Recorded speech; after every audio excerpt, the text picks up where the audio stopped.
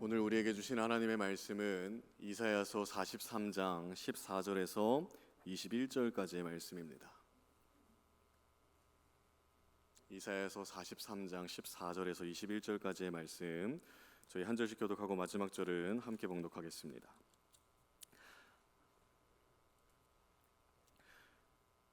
너희의 구속자여 이스라엘의 거룩하니 여호와가 말하노라. 너희를 위하여 내가 바벨론에 사람을 보내어 모든 갈대아 사람에게 자기들이 연락하던 배를 타고 도망하여 내려가게 하리라.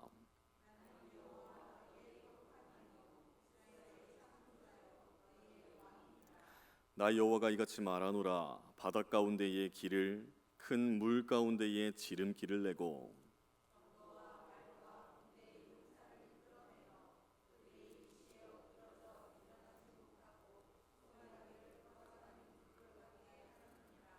너희는 이전 일을 기억하지 말며 옛날 일을 생각하지 말라.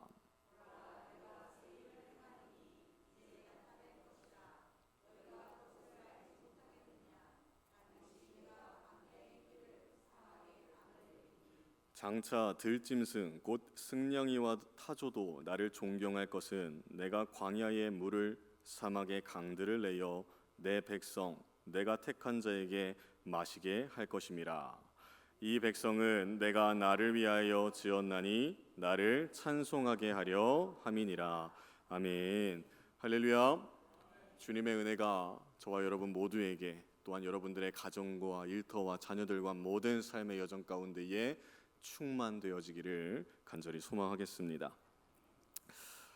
여러분, 우리의 뇌는, 우리 머릿속에 있는 뇌는 정말 많은 것을 기억하고 있습니다.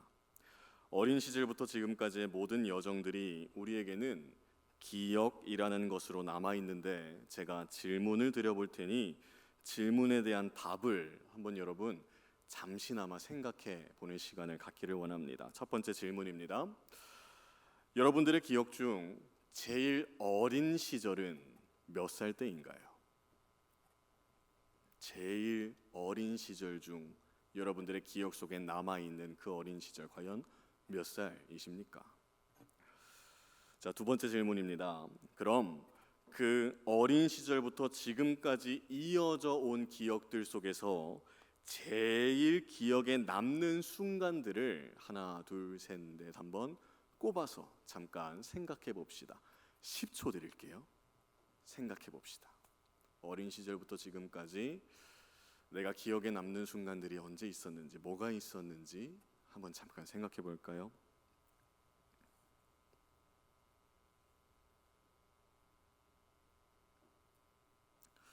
마지막으로 그 수많은 기억들 중에 여러분 생각이 나셨던 상황들마다 분위기라는 것을 한번 더딥혀 봅시다. 분위기. 이번에도 한 10초 정도 시간 드리겠습니다. 한번 분위기를, 어떤 분위기가 있었는지 한번 상상해 봅시다. 이러한 상황에는 행복한 분위기가 있었다. 또 저러한 상황에서는 뭔가 슬픈 분위기가 감싸고 있었다. 상황들마다 제각기 다른 혹은 비슷한 분위기가 있기 마련입니다. 그 분위기를 한번 차근차근히 생각해 봅시다.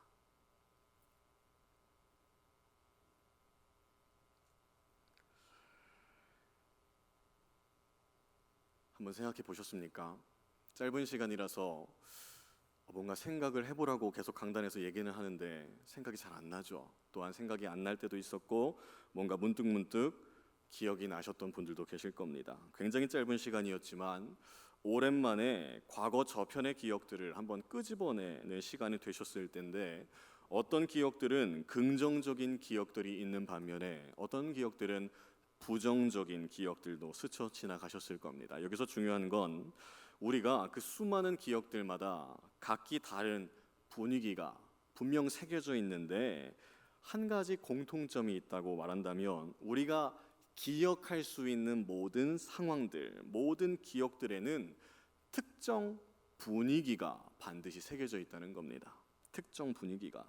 다른 말로 표현한다면 우리가 어떤 특정 기억을 어느 때에서든지 상기시킬 수 있는 데에는 그 분위기라는 게 새겨져 있기 때문에 우리가 생각이 가능하다는 거예요. 우리의 기억 속에서 잘 기억이 나지 않는 상황들도 있지 않습니까? 그러한 기억들은 특정 분위기가 아니라 그냥 그저 그런 분위기, 뭔가 밋밋한 분위기였기에 잘 기억이 안 나는 겁니다.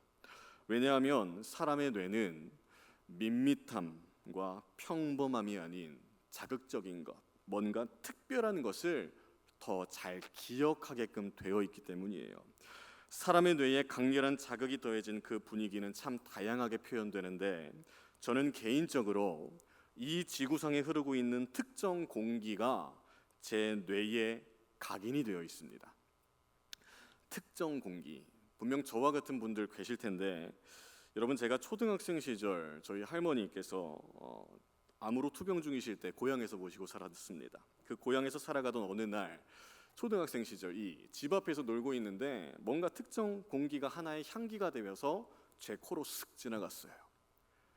근데 그 특정 공기가, 특정 향기가 뭔가 이상한 향기도 아니었고 그냥 뭔가 잠깐 스쳐 지나가는 향기였는데, 중요한 사실은 세월이 지난 후에 이따금씩 그때 그 시절의 공기가, 그 어린 시절 맡았던 공기가 제각기 다른 지역에서 제 코로 다시 들어올 때가 있다는 겁니다. 이 세계의 공기는 순환하니까요. 그럼 저는 그때마다 어떤 기억이 생각날 수밖에 없을까요? 고향이 생각나고, 암 투병 중에 계시던 할머니가 생각나고, 그때 한창 할머니 모시고 살았던 가정의 분위기가 생각날 수밖에 없겠죠. 그 특정 분위기가 새겨져 있는 작은 공기 하나 때문에 이따금씩 과거의 기억들이 떠오르는데, 이처럼 우리에게는 과거의 기억들을 떠올릴 수 있게 하는 각자만의 통로들을 여러분들이 다 가지고 계십니다. 특정 장소가 될 수도 있고요, 특정 사람, 특정 사물, 특정 동물이 될 수도 있어요. 기억 저편에 숨겨져 있던 것들이 그 특정 분위기를 통해서 다양한 환경과 다양한 상황 속에서 생각이 날 수밖에 없는 존재가 사람이라는 건데, 그렇다면 이것을 우리 이번에는 신앙에 접목하여 한번 생각해 볼까요? 여러분, 하나님을 처음 만났을 때의 그 분위기를 기억하고 계십니까? 일반적인 만남이 아닌 인격적인 만남이 이루어졌던 그때의 분위기. 우리가 누구에게 전도를 한다거나 간증을 할 때에 절대적으로 빼놓을 수 없는 대목이 주님과의 인격적인 만남을 갖기 전과 후의 이야기인데, 그때의 기억은 세상에서는 발견할 수 없었던 오직 하나님의 은혜로만 가득했던 분위기였기에 우리의 뇌 속에는 다른 그 어떤 기억들과도 비교할 수 없는 기억으로, 특별한 기억으로, 특별한 분위기로 새겨져 있습니다. 여러분, 하나님을 강렬하게 만난 그때의 기억이 있기에 우리는 지금 이 순간 하나님을 예배할 수 있는 것이고요, 또한 탕자와도 같이 하나님과 멀어져 살다가 어떤 특정 계기로 인해서 하나님과 만났던 그때의 분위기가 어렴풋이라도 생각이 난다면 우리는 회개하고 돌아올 수 있는 겁니다. 그런데 여기서 참 아이러니한 일이 발생해요. 우리에게 인상 깊게 새겨진 기억이라는 것은 정말 소중하고 중요한 건데, 이 우리의 뇌가 죄를 짓게끔 만듭니다. 우리의 뇌는 한번 강렬한 자극을 받으면 그 이상의 것을 요구해요. 한번 입력된 강렬한 자극보다 이하의 자극이 오면 쇠퇴하기 시작합니다. 하지만 모든 사람에게는 생존이라는 본능이 있기에 쇠퇴를 꺼려해요. 뇌도 마찬가지예요. 생존이라는 본능이 있기에 이 뇌가 어떻게든 쇠퇴하지 않기 위해 한번 받았던 강렬한 자극보다 더한 것을 요청합니다. 그런데 하필 그 자극의 요청이 우리의 몸으로 바로 실현되어 나타나죠. 여러분, 일반적인 예시들로, 여러분 맛집 가서 맛있는 거 먹으면 뒤돌아서서 생각나는 게 뭔가요? 그 집이고 맛있는 겁니다. 끊임없이 생각나죠. 이것의 잘못된 예가 마약입니다. 강렬한 자극을 뇌에 심었으니 더 강렬한 자극을 원하게끔 하는 게 마약. 신앙적인 상황들도 한번 생각해 볼까요? 대표적인 예가 오늘 본문의 상황 속에서 기록되어 있습니다. 이사야 선지자는 이스라엘 백성들에게 하나님이 어떠한 분이신지를 선포하는 과정 중에 그들의 조상들이 겪었었던 하나의 과거의 이야기를 꺼냅니다. 우리 16절과 17절 말씀을 함께 읽어보겠습니다. 시작. 나 여호와가 이같이 말하노라. 바다 가운데의 길을 큰 물 가운데에 지름길을 내고 병거와 말과 군대의 용사를 이끌어내어 그들이 일시에 엎드려져 일어나지 못하고 소멸하기를 꺼져가는 등불 같게 하였느니라. 이스라엘 백성들에게 가장 많이 언급되는, 성경에서도 이스라엘의 과거사를 언급할 때에 가장 많이 기록되어 있는 기록, 출애굽 사건. 이사야 선지자도 역시 출애굽으로 역사하셨던 하나님을 기억할 수 있도록 선포하고 있다는 건데, 여기서 우리가 이 출애굽이라는 상황을 그때 당시에 사람들의 뇌에 강렬하고도 깊숙하게 새겨진 하나님의 역사하심이라는 기억이라고 한번 생각해 볼까요? 과거 출애굽 사건은 이스라엘 백성들의 뇌에 가장 짜릿하게 새겨진 엄청난 역사입니다. 모세를 포함한 모든 백성들에게 있어서 출애굽이 일어나기까지의 상황들이 어마어마하죠. 400여 년 동안 하나님을 모르며 살아간 그들에게 하나님께서는 모세를 통해 역사하시는데, 그들의 뇌에 강렬한 첫 자극은 하나님께서 애굽 땅 가운데 내리셨던 10가지 재앙, 나일강이 피로 변하고 개구리 떼가 나타나고 마지막으로 장자의 죽음까지, 하나님의 역사하심이 백성들의 머릿속에 강렬한 기억으로 새겨지고 있는 그 나날들 가운데에 출애굽 사건의 클라이막스, 홍해의 갈라짐. 그때 당시 백성들을 가르지르고 있었던 분위기를 여러분 한번 상상해 봅시다. 하나님이 함께 하시는 곳에 물이 갈라지는 엄청난 역사하심과 400여 년 동안 자신들을 짓눌렀던 애굽의 군대가 사라지는 것을 그들은 직접 두 눈으로 목격했고 몸소 체험하며 온몸에 소름이 돋을 정도의 분위기, 그들 모두의 뇌에 각인되었습니다. 일평생 동안 사람의 뇌에 하나님으로부터 역사되어진 강렬한 자극이 단기간 내에 지속적으로 경험한 사람들은 그들이 처음이자 마지막이었을 거예요. 10가지 재앙부터 홍해의 갈라짐까지 하나님의 커다란 역사하심이 쉬지 않고 몰아치고 있는 분위기가 그때 당시 분위기. 여기서 중요한 사실은 그 이후에 발생한 사건들이죠. 모든 백성들의 뇌에 강렬한 자극이 심어졌으니 홍해를 건넌 뒤 백성들의 뇌는 어떠한 욕망으로 가득 차 있을까요? 이전보다 더욱더 강렬한 자극이 요구됐습니다. 홍해를 건넌 이후 곧바로 그들에게 펼쳐진 삶, 광야길이었는데 여길 보고 저길 봐도 아무것도 없으니 이스라엘 백성들은 한껏 기대했어요. 하나님께서는 또 어떻게 강렬하게 역사하실 것인가? 백성들에게는 빨리 이 강렬함이 발생되고 자신들의 두 눈에 목격이 되어져야 하는데 실상은 그러지 못했죠. 그들에게 하나님의 강렬한 역사하심이 전해지지를 않으니까 강렬하게 역사하지 않으시는 하나님을 원망하기 시작합니다. 그 이후로 하나님께서는 광야에서 물을 주시고 만나를 주시고 먹여주시고 계속 인도해 주시는데, 이미 백성들에게 먹을 것을 내려주시는 하나님은 10가지 재앙과 홍해를 가르는 강렬함에 미치지를 못해요. 그 뒤로 계속 하나님 원망합니다. 왜요? 그들의 뇌에 강렬함이 들어오지를 않으니까. 그렇다고 우리가 우리의 뇌를 탓할 수도 없지 않습니까? 하나님께서 창조해 주신 뇌에다가 야, 너 그러면 안 돼, 강렬한 자극 좀 그만 좀 원해, 너 때문에 계속 나만 죄인 되잖아, 이럴 수도 없잖아요.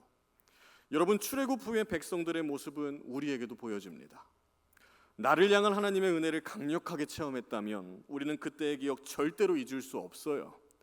또한 하나님과의 첫 만남의 기억이 너무 강렬한 나머지 그 이후로 내게 주어지는 하나님의 은혜가 그것보다 짜릿하지 않다면 별다른 감흥 없이 느껴질 때 많습니다. 첫 은혜가 기억에 남는 비중보다는 훨씬 적게 기억에 남고요, 지금 나를 살게끔 하시는 은혜를 우리는 우리도 모르게 그냥 값싼 은혜로 취급할 때가 있어요. 또한 왜 나에게 은혜를 내려주지 않으시는 거냐고 원망할 때 참 많이 있죠. 그렇기에 하나님의 은혜는 날마다 시시때때로 우리에게 부어주지만 이상하게 나의 영육은 메말라간다고 느껴지는 겁니다. 여러분, 그럼 어떻게 해야 할까요? 또 그러한 우리를 향해 하나님께서 말씀하시고자 하는 바가 대체 무엇일까요? 우리 18절과 19절 상반절의 말씀 함께 읽어보겠습니다. 시작. 너희는 이전 일을 기억하지 말며 옛날 일을 생각하지 말라. 보라, 내가 새 일을 행하리니 이제 나타낼 것이라.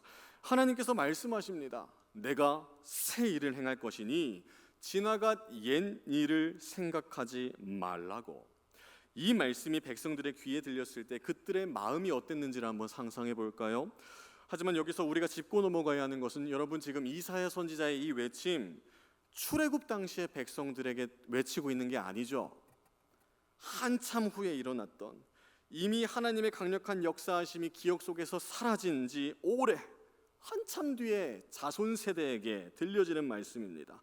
그들에게 들려진 하나님의 새 일은 과연 어떠한 느낌이었을까요? 어떠한 분위기였을까요? 하나님의 강력한 새 일을 경험한 바가 없는 세대니 뭔가 새로운 기대감으로 가득 찼을까요? 아니면 새 일을 행하시려는 하나님의 마음이 뭔지를 몰랐을까요?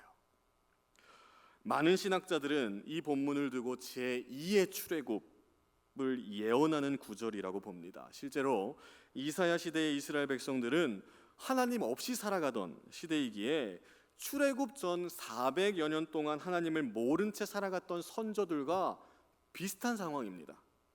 하나님 없이 살아가던 그들에게 과거에 강력하게 역사하셨던 출애굽의 하나님을 소개하며 언급하고 있다는 것은 다시 한 번 더 그들은 겪어보지 못할 새로운 일이 나타날 것이라는 것을 기대감으로 안겨주는데, 여러분, 이사야 선지자를 통한 이 새 일이라는 선포는 오늘날 우리의 귓가에도 들려지지 않습니까? 여러분, 우리는 하나님께서 역사하실 그 새 일에 대해 과연 어떻게 받아들이고 있는지 스스로에게 물어봐야 한다는 거예요. 여러분, 하나님께서는 저와 여러분들에게 지금도 말씀하십니다. 보라, 내가 새 일을 행할 것이다. 하나님의 이 말씀에 여러분 기대가 되십니까? 아니면 지금까지 내가 새 일을 너무 기대했는데 새 일이라고는 보이지가 않아서 아무런 감흥이 없으십니까? 인생을 살다 보니 큰 기대를 가지면 괜히 나만 마음이 상하기에 하나님께서 역사하셨던 강렬했던 그때의 일을 그저 나의 옛 기억 속 한켠에 추억이라는 것으로 포장하여서 만족하며 살아가고 있지는 않습니까? 그렇다면 우리는 새 일을 기대하지 않는다는 것이 되고 이전에 지나간 옛 일에만 얽매여 살아가고 있다는 것이 되는데, 여러분, 이전에 있었던 강렬한 만남에만 머물러 있다면 하나님께서 행하시는 새 일에 대해서는 절대로 발견할 수가 없습니다. 하나님께서는 우리에게 날마다 새 일을 보여주시는데 그 날마다 부어주시는 새 일을 우리가 매 순간마다 발견하며 살아야 되지 않겠습니까? 여러분, 하나님께서는 백성들에게 무엇을 행하실 것이라 말씀하셨다고요? 새 일을 행하실 것이다. 새 일을 행하실 것이다 말씀하셨는데 그 말씀 뒤에 이어지는 본문이 좀 많이 특이합니다. 우리 이번엔 19절 하반절부터 20절 말씀을 함께 읽어보겠습니다. 시작. 반드시 내가 광야의 길을 사막의 강을 내리니 장차 들짐승 곧 승냥이와 타조도 나를 존경할 것은 내가 광야의 물을 사막의 강들을 내어 내 백성 내가 택한 자에게 마시게. 여러분, 어떻게 보면 너무 당연스러운 전개입니다. 옛 선조들은 큰 물이 갈라지고 그 갈라짐 속에 구출되는 자와 소멸되는 자를 통해 하나님의 강력한 새 일을 보았다면 앞으로의 백성들에게는 아무것도 없는 광야에 길을 새롭게 만드시고 사막의 강을 내시는 새 일을 발견하고 체험하게 될 것이라 말씀하시는 이 모습, 그런데 뭔가 이상해요. 아니, 많이 이상합니다.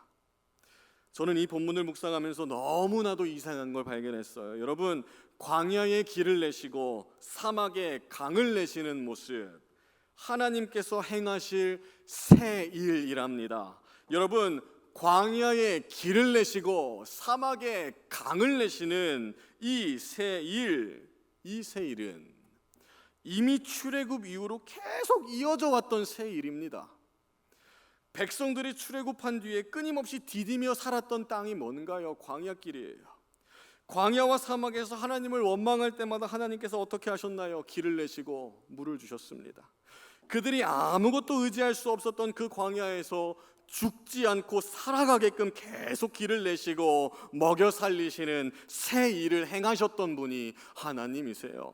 하나님께서 이사야 선지자를 통해 말씀하시는 새 일은 어떤 특별한 무언가가 아닙니다. 더욱더 강렬한 무언가가 아니었어요. 출애굽한 백성들에게 너무나도 강력하게 새겨진 10가지 제왕과 홍해라는 기억, 그 이후에 이루어진 모든 광야 생활이 바로 새 일이었고 새 일이었고 새 일이었고 새 일이었고 끊임없이 새 일이었다는 것을. 그런데 어떻대요? 날마다 백성들에게 이루어지고 있는 그 새 일을 보면서 들짐승 곧 승냥이와 타조도 하나님을 존경하는데 지금 백성들은 존경은커녕 원망만 하고 있습니다. 하나님께서 매 순간 우리에게 내려주시는 새 일을 모든 창조물들이 다 목격하면서 하나님 찬양하는데 오직 사람만 발견하지를 못하고 있어요. 이사야 선지자는 그러한 사실을 고백한 뒤 곧바로 21절에 이렇게 하나님의 마음을 선포합니다. 우리 21절 말씀 함께 읽어보겠습니다. 시작. 이 백성은 내가 나를 위하여 지었나니 나를 찬송하게 하려. 여러분, 하나님께서 우리를 창조하신 목적은 하나님을 찬송하게 하려 함인데 그 찬송을 하기까지에 앞서서 날마다 이루어지고 있는 새 일이 발견되어져야 찬양을 할 수 있다는 거예요. 새 일을 발견해야지만 하나님을 찬양한다는 것이 무엇인지 발견하고 내가 이러한 새 일을 깨달으니까 내가 지금 찬양하고 있음을 스스로도 인지할 수 있는 자각 능력이 생긴다는 겁니다. 지극히 평범할 수 있는 혹은 너무나도 소중한 그 새 일을 발견하는 삶을 여러분 살아가신다면 우리의 입술에서 찬양은 그냥 저절로 나올 수밖에 없습니다. 여러분, 하나님께서는요 단순히 우리의 기억 속에 강력하게 새겨진 엄청난 사건 이후에도 이어지는 모든 새 일들을 발견하기를 바라시는 하나님이십니다. 하나님과의 강렬한 만남 이후에 이어지는 나날들이 광야 같을지라도 사막 같을지라도 날마다 우리를 살아가게끔 하시는 하나님의 새 일을 한번 발견해 봅시다. 여러분, 우리가 하나님의 역사하심을 기대하고 소망할 때 이스라엘 백성들처럼 이미 이루어진 새 일은 느끼지 못하고 그저 자신들이 뜬구름 잡으면서 뭔가 외치고 있는 하나의 소망이 담긴 그러한 뜻으로 새 일을 바랄 때가 있는데, 여러분, 우리가 기억해야 하는 것은 하나님께서 말씀하신 새 일은 지금도 진행 중에 있고 저 멀리서 이루어지고 있는 것이 아니라 지금 저와 여러분 모두에게 이루어지고 있다는 사실을 믿으시기 바랍니다. 여러분, 하나님께서 우리를 통해 이루고 계시는 새 일이 뭐라고요? 광야의 길을 내시고 사막의 강을 내시는 새 일. 우리가 어떻게 살아가야 할지 갈 바를 알지 못할 때 갈 길을 밝히 보이시는 하나님, 세상을 살다가 지쳐 쓰러질 때 영원한 생명수와도 같은 말씀으로 우리를 살리시는 새 일을 하나님께서는 지금도 행하고 계십니다. 여러분, 우리가 또 기억해야 할 것은 하나님께서 행하시는 새 일은 모두 사람을 살리는 데 목적이 있다는 거예요. 우리가 꿈꾸고 소망하는 하나님의 새 일이 뭔가 인간적일 수도 있지 않습니까? 뭔가 우리가 그냥 바라는 하나의 소망일 수 있지 않습니까? 하지만 하나님께서 우리에게 행하시려는 새 일은 하나님께서 스스로 창조하신 자녀들을 살리는 데에 있다는 겁니다. 내가 아름답게 빚은 딸들과 아들들이 광야와 사막에서 헤매고 있을 때 그저 살리는 것, 이것이 하나님께서 우리에게 행하시는 새 일이에요. 우리는 매번 넘어지고 매 순간 죽을 위기에 처해 있는 존재입니다. 그래서 하루에만 해도 수십 번이고 수백 번이고 수천 번이고 우리는 언제 나자빠져도 이상하지 않을 존재가 우리예요. 언제든지 죽을 수 있는 삶을 살아가고 있는 게 우리입니다. 그런데 그러한 우리 곁에서 하나님께서 뭐 하신다고요? 계속 길을 내시고 계속 일으켜 주시고 계속 생명수를 주신다고요. 왜요? 우리 살라고.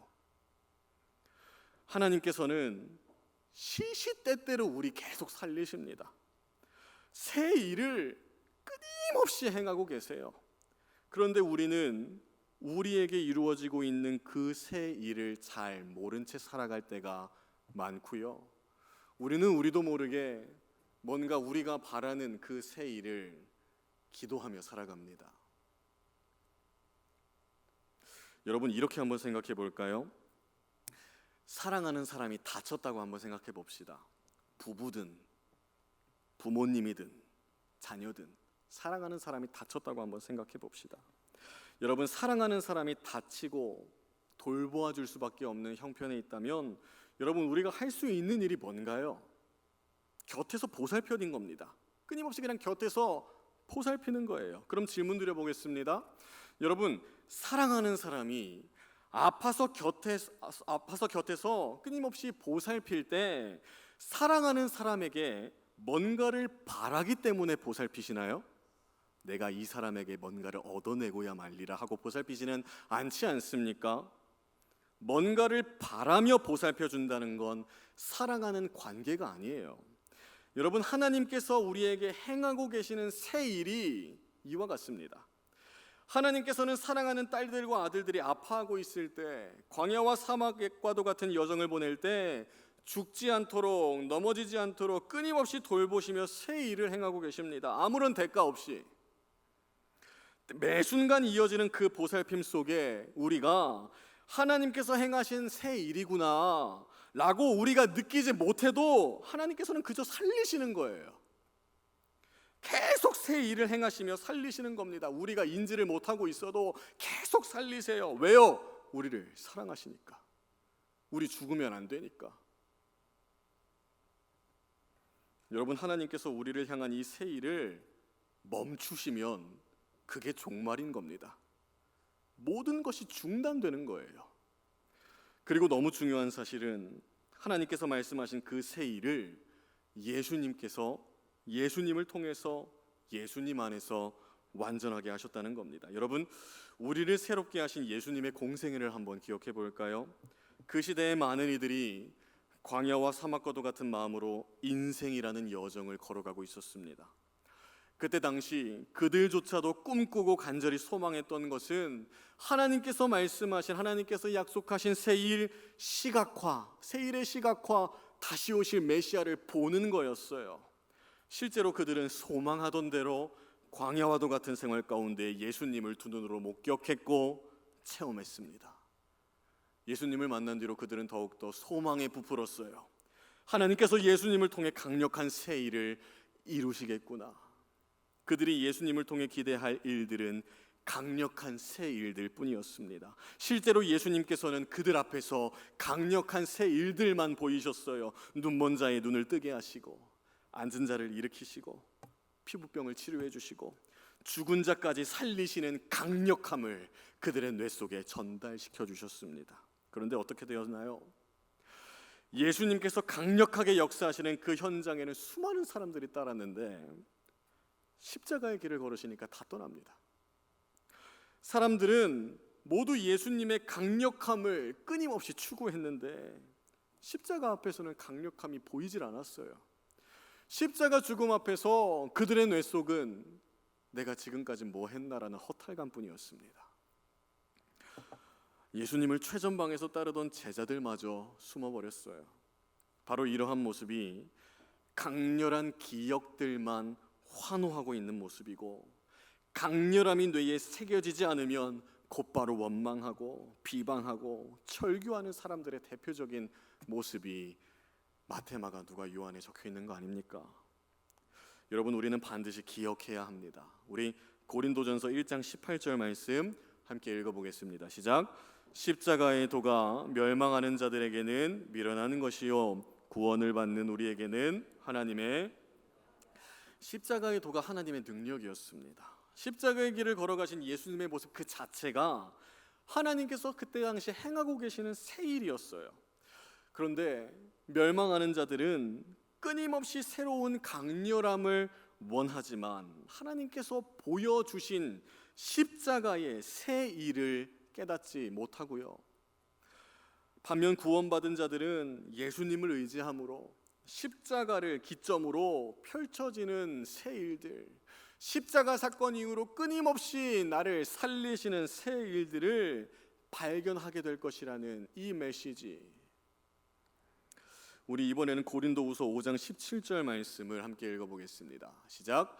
그런즉 누구든지 그리스도 안에 있으면 새로운 피조물이라 이전 것은 지나갔으니 보라 새 것이 되었도다. 여러분, 우리는 예수님 안에서 새 것이 되었습니다. 새로운 피조물이 되었어요. 다시 태어났습니다.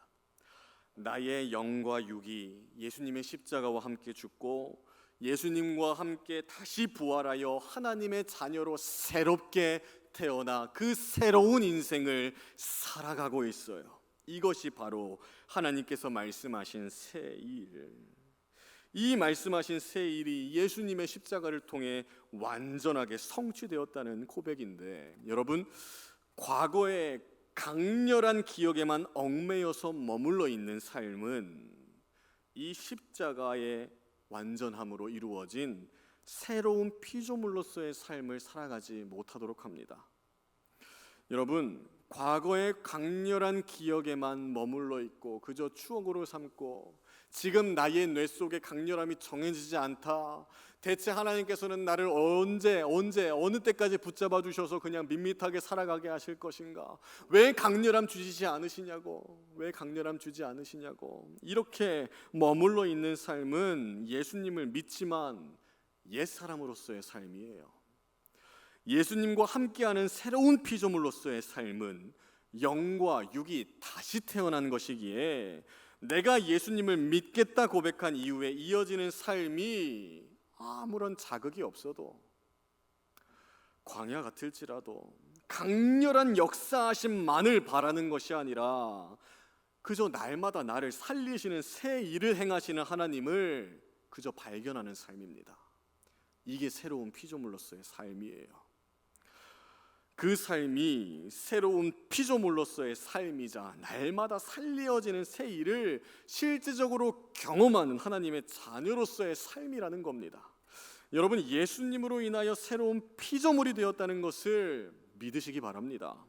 그 믿음이 없이는 이미 나에게 주어지는 새 일을 죄송한데 발견할 수가 없어요. 그저 밋밋하게 여길 뿐입니다. 이게 과연 새 일인가 밖에 안 여겨져요.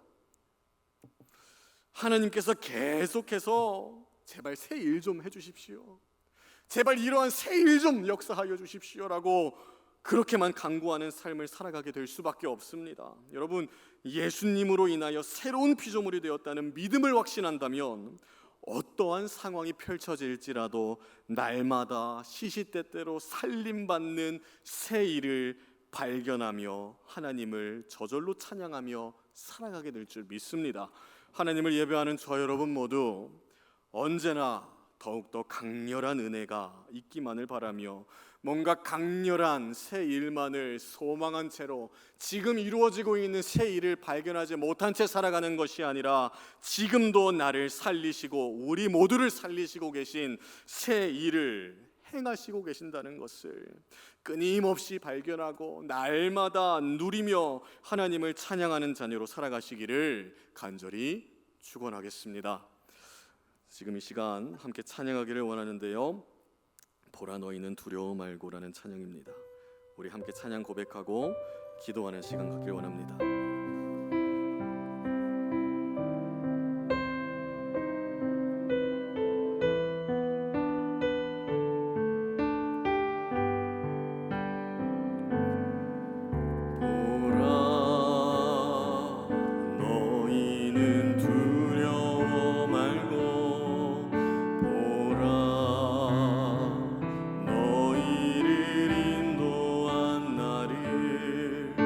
보라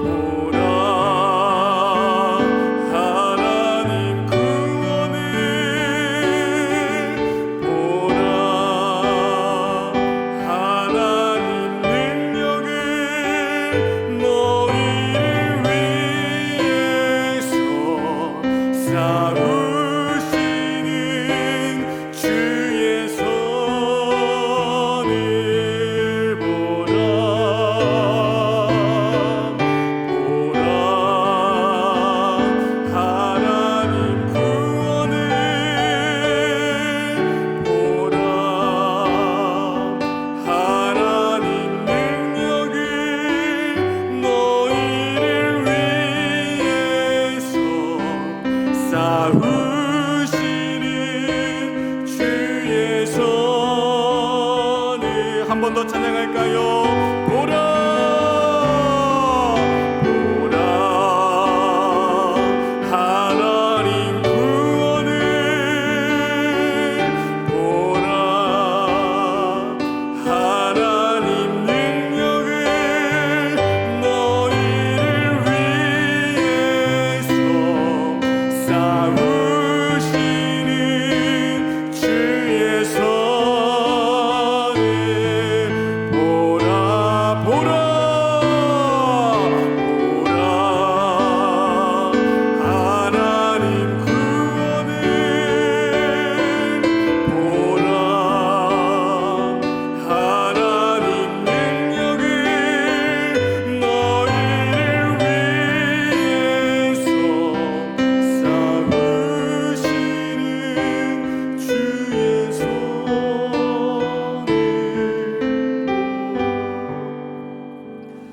우리 지금 이 시간 함께 말씀 놓고 기도하길 원합니다.